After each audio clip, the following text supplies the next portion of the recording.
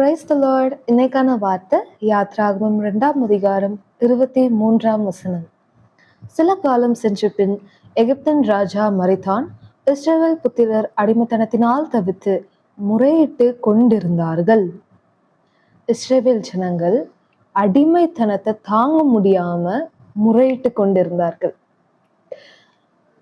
யாத்ராகமம் 3ஆம் அதிகாரம் 7-8 வசனங்கள் வாசிச்சா தெரியும்.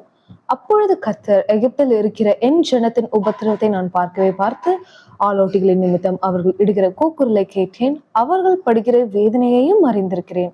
8ஆம் வசனம் கடைசி பகுதி பார்த்தா தெரியும். விசாலமான தேசத்தில் கொண்டு போய் சேர்க்கவும் இறங்கினேன்.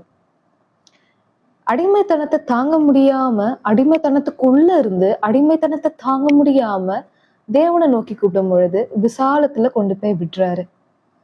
டைப் 1. டைப் 2 யாத்ராகமம் 14ஆம் அதிகாரத்தை வாசிச்சா தெரியும். பார்வோனுக்கு ஒரு இன்ஃபர்மேஷன் வருது. இஸ்ரவேல் மக்கள் எகிப்தை விட்டு தப்பிச்சு ஓடிட்டாங்க அப்படிங்கிற இன்ஃபர்மேஷன் வந்த உடனே பார்வோனுக்கு பயங்கரமா கோவம் வருது. தங்கிட்ட இருக்கிற எல்லா சேனைகளையும் கூட்டிட்டு பின்தொடர ஸ்டார்ட் பண்ணும்போது இஸ்ரவேல் மக்கள் கிட்ட நெருங்கி வரது இஸ்ரவேல் மக்கள் பார்த்த உடனே 10ஆம் வசனத்தை வாசிச்சு பார்த்தா தெரியும்.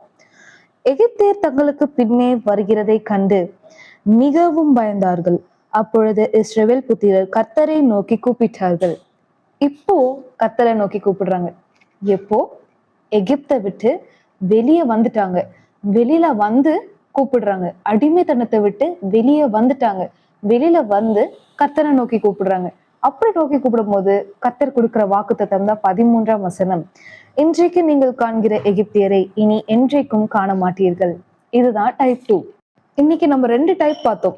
டைப் 1, அடிமைத்தனத்துக்கு உள்ள இருந்துட்டே நம்ம தேவனை நோக்கி கூப்பிடும் பொழுது அடிமைத்தனத்தை மாற்றி கர்த்தர் விசாலத்தை கட்டளையிடுவார். டைப் 2, அடிமைத்தனத்தை விட்டுட்டு வெளியில வந்துட்டு நீங்க கர்த்தரை நோக்கி கூப்பிடும் பொழுது இன்று கண்ட எகிப்தியரை, அடிமைத்தனத்தை இனி நீங்கள் என்றைக்கும் காண மாட்டீர்கள்.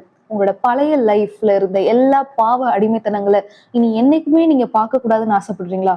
ஃபர்ஸ்ட் அதுல இருந்து வெளியில வந்துட்டு தேவனை நோக்கி கூப்பிடுங்க.